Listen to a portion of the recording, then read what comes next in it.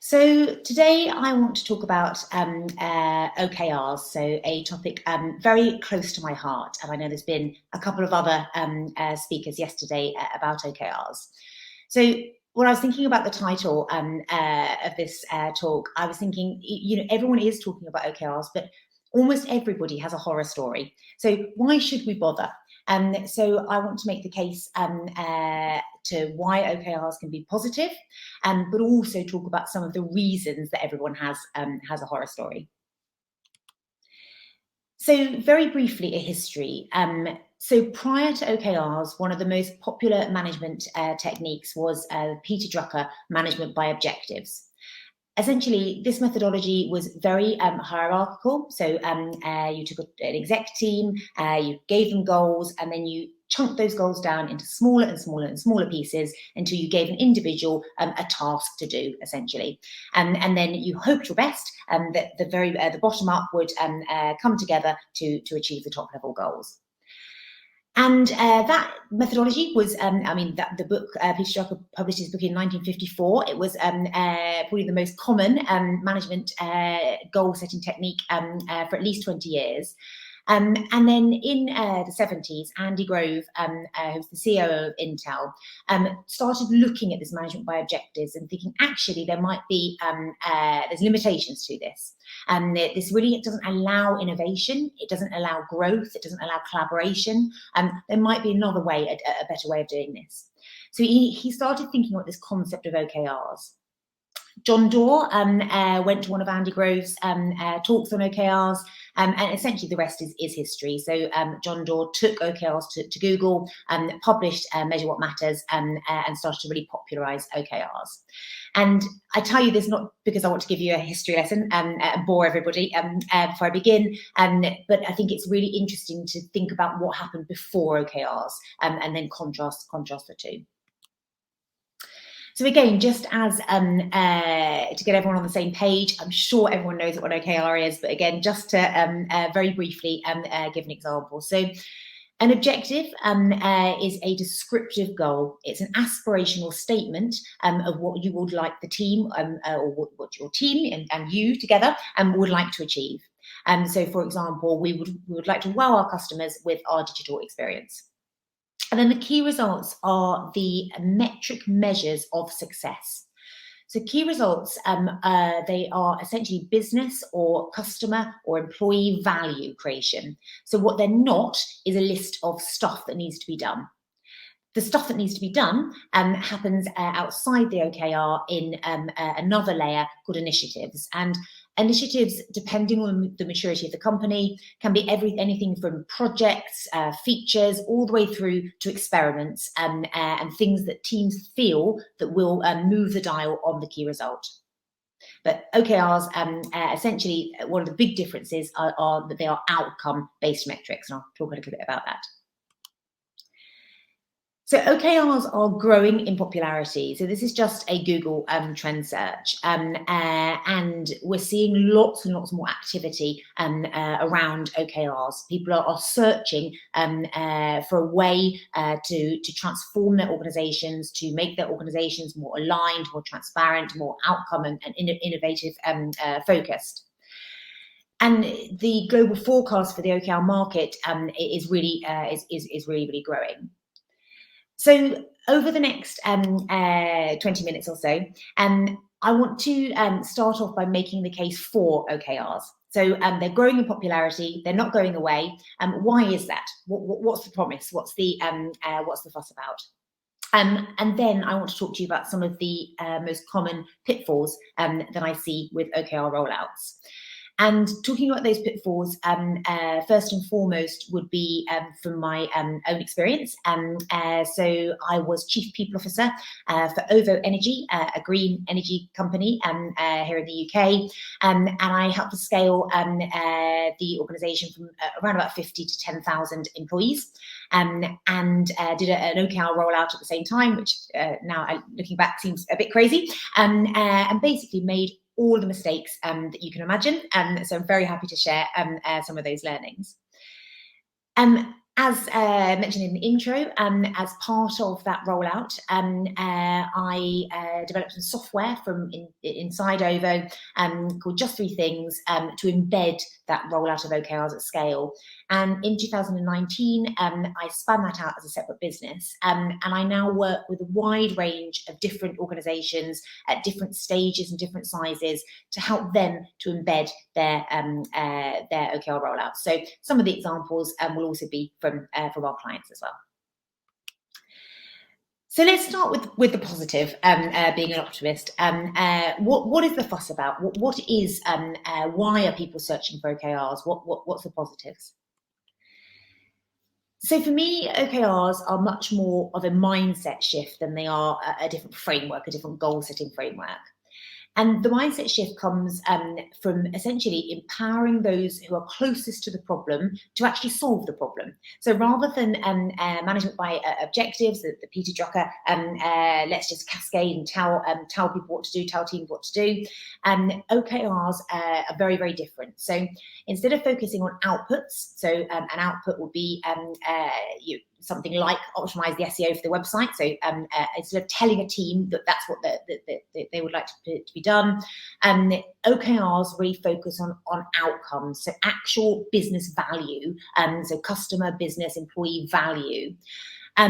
And that is a really big mindset shift because it allows teams to be much more innovative in thinking about the ways that they could achieve that goal. So if we wanted to increase our website traffic by 10%, there might be lots of things outside of optimizing SEO for the website that could be more effective. But unless we give that team the destination, rather than the just the one map, the one route, then we'll never know what else they might have come up with. Also, focusing on outcomes really allows people to work together. So working across different teams to really think about how we can all contribute to achieving that one outcome, rather than again trying to kind of cascade down these individual silos. So for me, OKRs, this was the biggest advantage when I rolled OKRs out at OVO. It was around that changing from this kind of output task list, really hampering innovation, to outcomes, which really allowed people and teams to unleash their innovation. The next kind of big advantage of OKRs is around alignment. So I'm sure that many of you have heard of the legend of Patty McCord, so Chief Talent Officer, I think, or Chief People Officer for Netflix, published a great book. And one of the stories in her book was she would stop employees in the canteen or at the water cooler and ask them, what are the most important priorities for Netflix at the strategic level? And if that employee couldn't answer that question, she would then see that as a failing of the leadership team to not communicate effectively. But for me, the follow-up question that was probably missing in Patty's questioning was, what are you doing to help Netflix to achieve its most important strategic priorities? And that's the thing that OKRs, if they're done well, can really help to solve. So by aligning all the way through from vision and mission through to strategic aims, then through to company OKRs, and then into OKRs owned by value streams, teams, portfolios, however your company is organised. It really allows everybody to understand why what they're doing at the initiative level links all the way back through in the golden thread back up to the vision, which hopefully they believe in because they've joined the organisation. One of the really big benefits I saw at OVO after we'd got OKRs wrong a lot of times, but when we finally got into the right cadence and started to make them work, we saw a really big jump in employee engagement. So we went from 72nd to 20th in the Sunday Times best places to work. And of course, not all of that was about OKRs. My HR team was working hard on lots of other things. But one of the really big jumps for us was people understanding what they were doing and how that linked to the vision of the company, which they really believed in because it was about decarbonising and green energy. So they joined this company because they believed in the vision, but what they wanted to understand is, how is my part of that? How is my team contributing to this vision that I believe in? It also helps to answer the dreaded question, if anyone's ever been in HR or even, I'm sure lots of other people get this question as well. When the CEO comes over and says, what are my 10,000 people working on? Are they working on the right stuff? Are they aligned to the right strategic priorities? And without some sort of alignment through OKRs, it's really, really impossible to tell, particularly when you're working with cross-functional value streams, as we were in OVO. It's really, really tough to understand how all of this effort, everyone's super busy, how is this effort laddering up to the overall annual OKRs and strategy? In the management by objectives Peter Drucker world, there was no need for transparency. Everybody, it was a top-down affair. There was no need for anyone to see anyone else's objectives. For some companies that still use that type of although I'm sure they probably wouldn't call it management by objective, but that type of approach. Objectives usually live in a HR system. They're closed, nobody can see them, and essentially you know that you're working on this little bit, but you just don't know what anyone else is working on. And really that gives it a huge disadvantage in today's landscape, when organisations really need to be more nimble, dare I say agile, they need to be more collaborative, they need to fail fast and share learnings. And to do that, you really, really need transparency. I promise you, I'm not here to sell software. It doesn't have to be that you have transparency through software, but you need some way of having OKRs so that they're transparent and visible to everybody.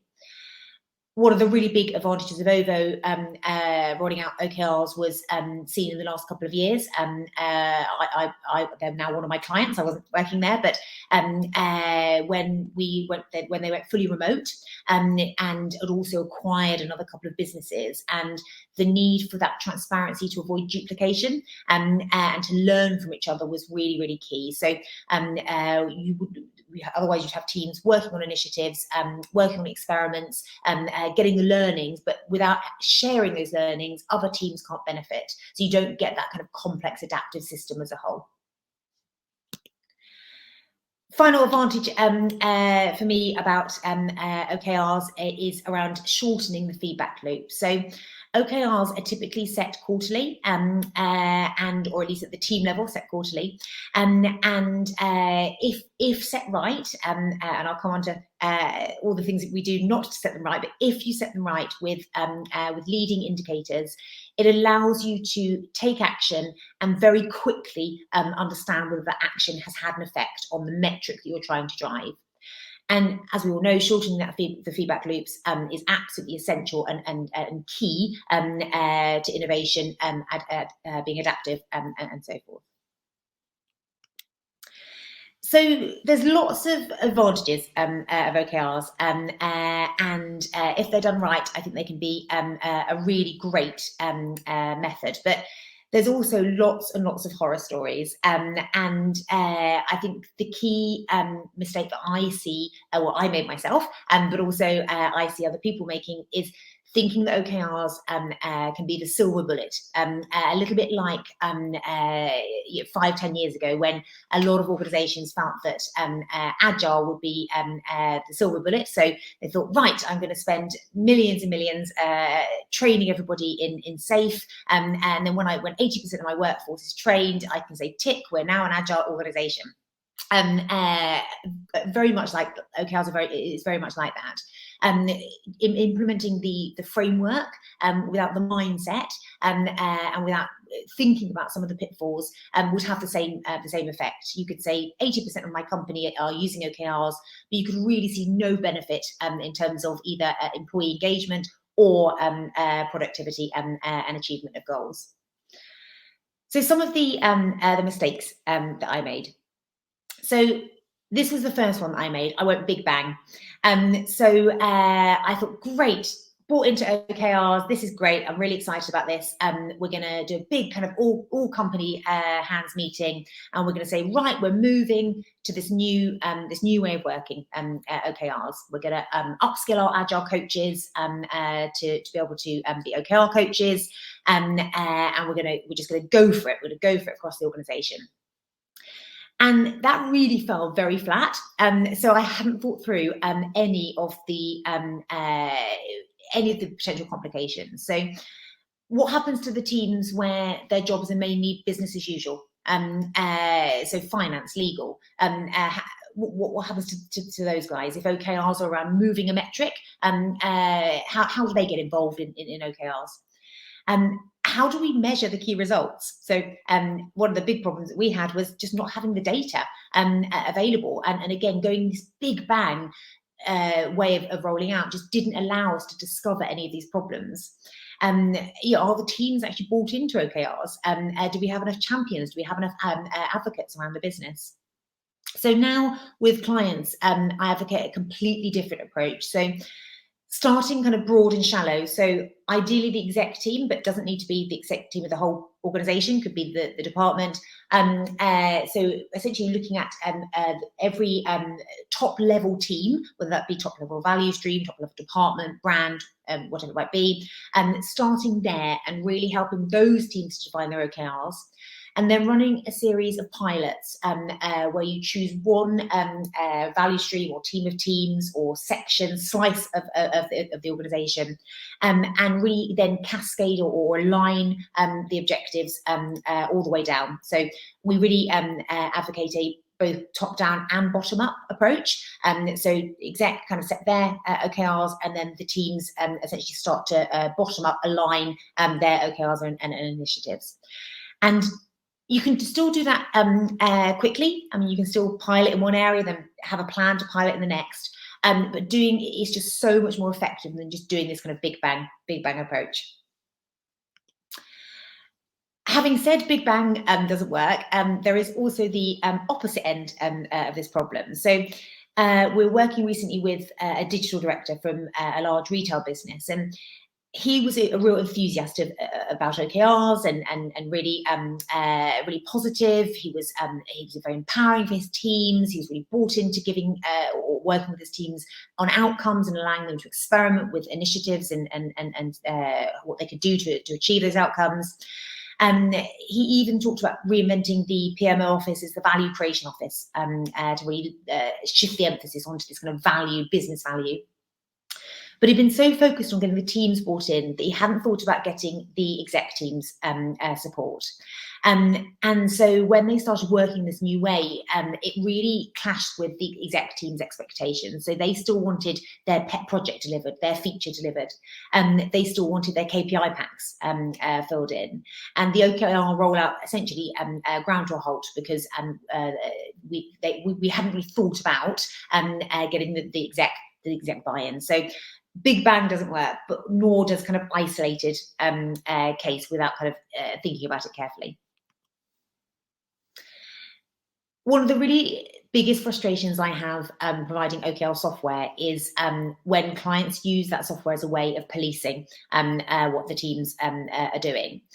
So when I first launched Just Three Things, I had no idea how to run a software business. I was a psychologist by background and thought, this sounds fun, let's have a go at doing this.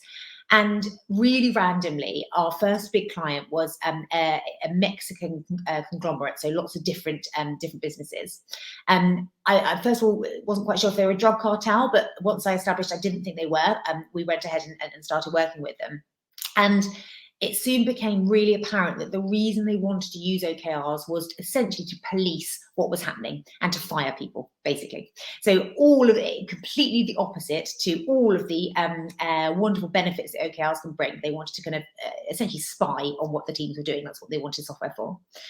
And we didn't know what to do because the obviously this was our first client, and we were trying to start a business, but this was really anti our philosophy. And luckily, the CEO and who's also the company was named after, the essentially family CEO, asked us to provide a offline version of our cloud-hosted SaaS product so that he could essentially spy on people from the luxury of his private jet. So we were very happy to say no to that, and then we parted ways without having to go any further. But a random story from doing a startup. But one of the serious point in this is if OKRs, if people feel that they are being used to as a policing tool or to spy on them or to check up on what they're doing, then essentially you'll lose all of the benefits. So that culture of empowerment is absolutely critical to OKRs. The next mistake, again, I made, and I see lots of people make, is focusing far too much on the process of OKRs rather than almost the philosophy or the mindset. So when we started doing the rollout at OVO, we started kind of crafting these wonderful statement of intents as our objectives and the ideal success criteria. But then we found we actually didn't have a lot of data to measure the success criteria. And so then we started thinking, okay, well, what data do we have? And can we craft an objective around that? And we became so hung up in the process that by the time we rolled out the top level annual OKRs, in order for the teams to start setting theirs, we'd essentially lost the whole quarter. So it took so long, it wasn't worth it.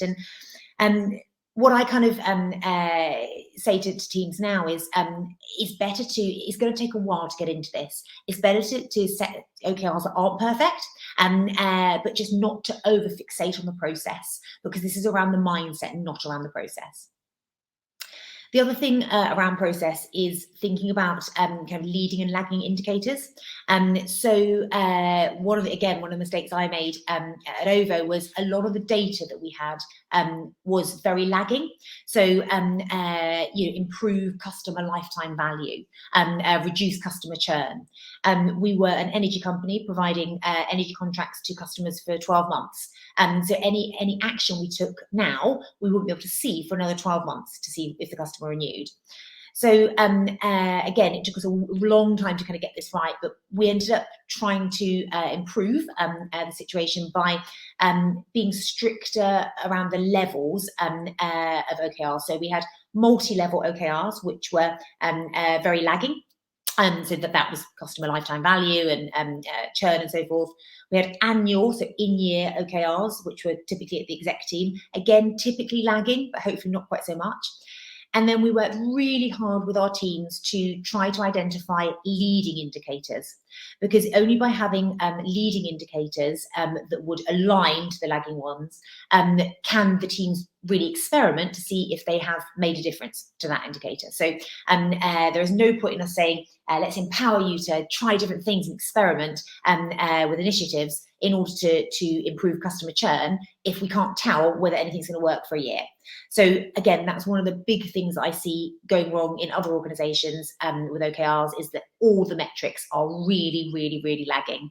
And we even make that mistake in my own team. So given that we're meant to know a little bit about OKRs, I look at some of our own OKRs and I think, hang on, this is so lagging. We're not going to see any difference in this for another 6 months. So it's really tricky to get right, but this is a really important one in my opinion.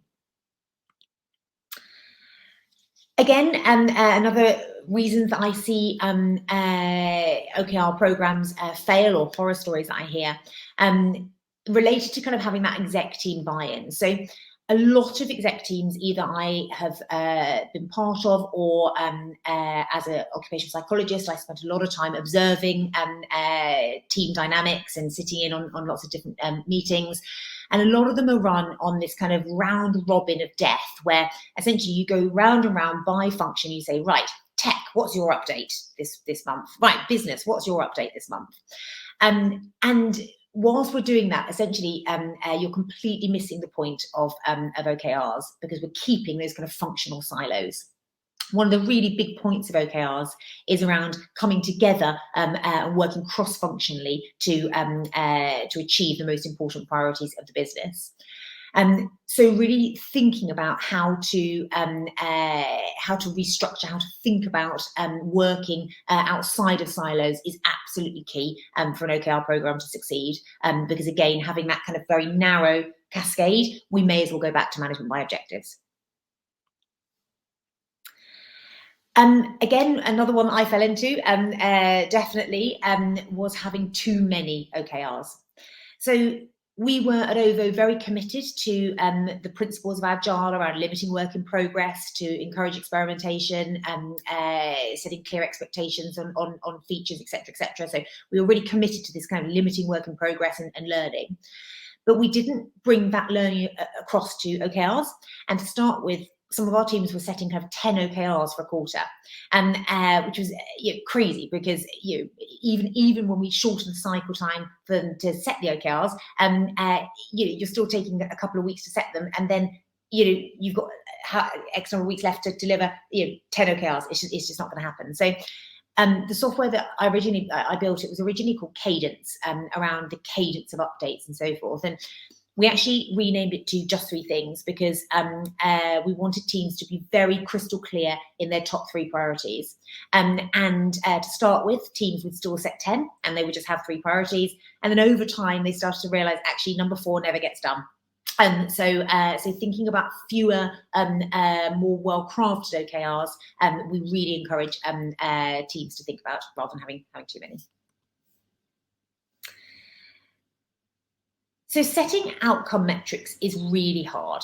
It's really hard to get the data. It's hard to think about the leading and the lagging indicators. It's hard to think about the right outcome key result to marry with the objective. It's much easier just to list out the things you're going to do. And that comes much more naturally. So even if we think about our own lives, I find it super easy to sit and write my to-do list. I even find it easy to write what I need to get done this month. I would find it really tough to think what's my life goal this year. What do I want the outcome to be? I would still fall into, I want to move house. I want to get my children to the school. I would fall into a to-do list. And this is one of the biggest mistakes that we see teams, organizations making, is essentially setting what they would class as milestone key results, but essentially end up becoming this kind of deliver feature X, deliver feature Y. And again, that takes away all of the benefits of having these kind of outcome-based goals and the ability to kind of experiment and influence those. So that's definitely one of the big traps that I personally fall into in my own life, but also I see a lot with clients. KPIs versus OKRs. Again, it's a really kind of common horror story when organizations haven't thought about the difference between the two. So at OVO, I had a whole range of KPIs. So, attrition, sickness, employee engagement, so HR function, typical kind of KPIs. And some of them were genuinely key results. So, for example, if we were doing a whole load of initiatives to increase employee satisfaction, that's a true key result that belongs in an OKR, because we're doing lots of work to change it. But the others, kind of sickness, attrition, essentially what we're trying to do is to keep them within a range. We're not actually actively working on them. So they are KPIs, they're not OKRs. And a lot of organizations, again, when they first start thinking about OKRs, what they end up doing is just turning all of their KPIs into an OKR format. And then wondering why things aren't improving or the dial isn't moving, because the work on the ground has got nothing to do with the KPIs that are actually being expressed as OKRs. So making that distinction between an objective and its associated key results is something that we're actively trying to change. And a KPI is something we're trying to keep an eye on. I think is a really important distinction. Interestingly, and slightly contentious, given that I've said that, I do also think that reporting it all in one place is important. So making the distinction between KPIs and OKRs, but reporting it in one place is really key, because otherwise you get teams really confused about, what am I meant to be updating? How do I inform my boss of what I'm up to? How do I tell my other team members what's important? So putting it into one place, I think, is important, but making that distinction between what's an active OKR and what's a KPI. So I feel slightly like I'm really banging the drum for OKR software all the way through this, which was not my intention at all. But One of the really big mistakes I see clients making is this kind of set and forget. So not having this kind of feedback loop built in. So a lot of organizations start, as they should, and we really encourage this, by using a spreadsheet or a PowerPoint deck. Really simple, just think big, start small, let's get started. But the problem with that is that we really need to go back and check in on the results, on the key results. So are we moving the dial? Because without that regular check-in, essentially you lose that feedback loop. You lose the connection between the initiatives and what you're doing on the ground and the business or customer or employee outcome that you're trying to move. And then you get to the end of the quarter and you have your retro and you say, oh, nothing moved. Okay, well, never mind, we'll try again next time. And it kind of undermines the power of OKRs. So keeping them live, keeping them living and breathing, not setting and forgetting them is absolutely key. So governance. So I mentioned earlier this kind of round robin of death in these exec meetings I've seen so many times. But company governance is really key to successful OKR implementation. So if teams have to do a separate KPI pack, a separate board meeting, and then they also have to update their OKRs, the whole thing starts to fall over. If your department or your team want to commit to doing OKRs, thinking about the governance of how you report, how you run your meetings, do we update our OKRs over here, but then our meetings are still run where we kind of go around the room and we talk about BAU areas of focus, then of course no one's going to pay attention to the OKRs. So thinking about how your meeting structures, reporting, the boring bits of governance, but really essential bits of governance need to change is really, really important. And tied to that governance is budgets. So this is one of the most tricky parts to marry with OKRs. So most traditional organizations have annual budgeting cycles, and obviously that goes very against kind of quarterly OKRs that are kind of outcome focused. So typical kind of annual budgets are deliver this particular project, and then you get X number of million for that. Whereas OKRs are let's improve customer retention here, or let's improve the digital experience. One of the organizations we work with that I think is trying to kind of marry these two traditional and emergent processes quite well is NatWest Group. So they do have specific budgets associated with annual OKRs, but then they draw down on those every quarter. So that allows them to be at least to look at, are we spending the money on the right stuff, that we're actually moving the dials. And finally, performance reviews. So again, performance reviews and OKRs are another example of kind of this traditional versus emergent thinking. So I personally am much more of a fan of continual feedback, but most organisations do have an annual or a 6-monthly performance appraisal process. And to do that, people typically set individual goals. So at OVO, I worked really, really relentlessly on the exec team to try to get them to move away from performance reviews, but they were adamant that they wanted them. We finally managed, by the way, but that's a different story. So we needed to try, when we rolled out OKRs, we needed to try to marry this kind of OKR process with personal goals. And we really made a massive mistake in that, first of all, we used to take the team's OKRs into Workday HR and get them to comment. And it was one of the worst things we could have possibly done.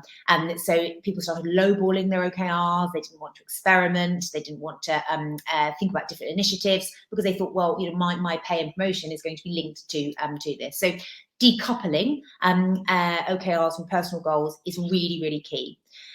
Having said that, it's unrealistic to think that there isn't going to be some links. So of course, your personal goals will be informed by the initiatives and the OKRs you're working on, but they shouldn't be really, really, really tightly coupled. So key takeaways. I think first of all is to say that the OKRs aren't a silver bullet. Much like training 80% of our workforce in agile methodologies, rolling out OKRs to 80% of our workforce is not going to change the culture and to be the silver bullet. But if they're done right, there's lots of horror stories, but I've also seen some really great implementations. So my top tips for rollout. The cliche, think big and start small. And when you're thinking about a pilot, or do I think OKRs could work for my organization? Start with that kind of broad top level, and then just pick one value stream, one team of teams, one brand, and then just go deep into that as a pilot to say, do we think this can work? And let's work out all of the principles of how we're going to implement this. Empowering agile coaches, OKR champions, I think works really well and works really well with our clients. And then thinking about how the emergent thinking about OKRs needs to interact with your more traditional processes in your business is absolutely key. So hopefully I haven't overrun time, but just my final kind of call to action. So we are really excited to be starting an OKR council, a community of practice. It's going to be chaired by Jonathan Smart, who was the head of Ways of Working and OKR transformation for Barclays, and then went on to be a partner for Deloitte in organizational transformation. Now runs Sooner Safer Happier, so he is going to chair this for us. It's going to be completely free, peer-to-peer, absolutely not salesy, I promise, way of sharing some of the horror stories, but also hopefully positives of OKR rollouts and learning from each other. So if you are interested, then please do drop us an email or get in touch with me directly. Thank you very much.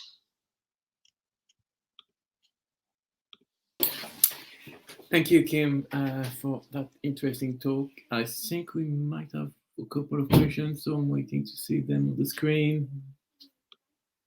Okay. Do you have any tips for preventing OKRs from becoming stale, unaddressed? Yeah, so I think this set and forget is one of the big potential downfalls of OKRs. So I think putting them in the heart of the governance is really key. So one of my clients is Deloitte, and they run all of their meetings. So the first thing they do is to get their OKRs up, and to say, right, let's start off by reviewing our OKRs and how they're going, and what's going well, what's not going well. And I think just getting into that habit, it feels really weird at first, but getting into that habit of putting them first and foremost in team meetings and governance automatically means that people will be more motivated to update them. And then, of course, you can remind or set calendar invites, please update this progress. But I think that's less effective than really talking about them. And the more the senior team pays attention to them, the more that your team talk about them, and the more likely they are to be kept up to date. Thank you. Let's see if there's any other one. What is the thinking around business as usual based teams? Should they not be included OKRs then, or what's the best approach there? Support, finance? Yeah. So this is a really, really, really tricky one. It is really tough to craft good OKRs with support teams. I ran part of my team in HR was a support team. I ran payroll, and that really was, it was KPI based. It was number of errors. It was, it definitely takes a lot more effort to think about how you can craft good OKRs with support teams. But I really say don't leave them out. So again, what I see often with other organisations is that unless it feels inclusive, OKRs end up feeling like it's this thing that's being done over here in product and tech. It's another of those kind of trendy things that they're doing, and actually it doesn't apply to me because I work in legal, and I'll just let them get on with it. It doesn't really apply to me. So I think it is definitely trickier to think about, and certainly those teams might have much fewer OKRs because a lot of their time and their work might be business as usual and KPI focused. But really thinking about asking questions like, in 3 months' time, what would you be celebrating? What might happen that you'd be thinking, right, team, we're going to go down, have a virtual drink. I was going to say go to the pub, have a virtual drink to celebrate because we've achieved this. What would success look like? And usually there are things over and above BAU you can draw out, but you definitely don't want to have too many of those, because if 80% of your job is BAU, then it just feels unachievable. Thank you. How do I find leading indicators and make sure that they, in the end, really move the lagging matrix? Yeah, so leading and lagging metrics is one of the things that's, I think, really tough to get right. So Barry O'Reilly, who was talking yesterday, is my non-executive director for Just Few Things, and we went through probably like 6 months of workshops with him to work out kind of the difference between leading and lagging indicators for our own business, let alone for helping our clients.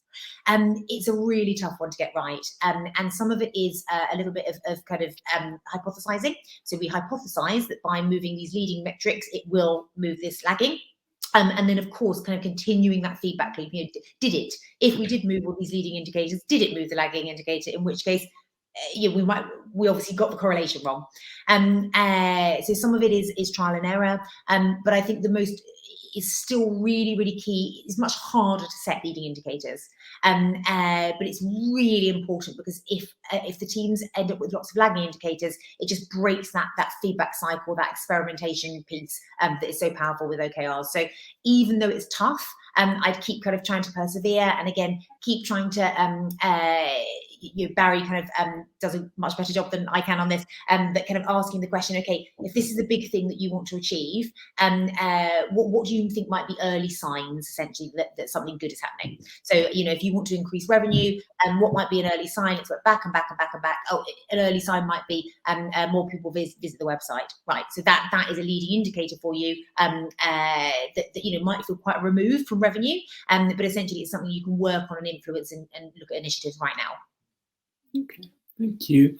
One last question. How does the budgeting process work with OKRs? Yeah, again, this is an example of trying to marry this kind of emergent with traditional ways of working. So the NatWest Group example, I think, is probably the closest to a large traditional business that I've seen really trying to have a go at doing this. So they used to set their budgets by change initiatives. So deliver the CRM. Here's 20 million quid, and really with the outcome metrics for the delivery of the CRM were all kind of delivered on time, delivered to budget, etc. So they've shifted their thinking around saying, okay, so let's shift that up to say what are the success criteria, and why are we delivering the CRM? Right, it's to achieve these customer metrics. So starting off with the outcome, and then still setting budgets annually, unfortunately, but drawing down on them quarterly. So so every quarter, that kind of quarterly business review process to say, actually, are we still spending the money in the right places? Because ultimately, you might have something that's super important that's falling behind, or you might have something that we didn't think was as important, but is doing amazingly. So we might want to shift the budget slightly. So having that more, of course, it's not. It's not that someone published a book called Beyond Budgeting about how to budget with OKRs. It's not quite there, but for a traditional business, it's a much better way of thinking about how to marry this emergent and traditional thinking. Okay, thank you very much, Kim. So, guys, if you want to learn more, don't forget. So, Kim mentioned the OKR Councils in December, and I think you also have a virtual booth. So, if you want to talk more about OKRs, go on in the booth and ask your questions and meet the team there. Thank you very much again, Kim. Thank you so much. Thank you, guys.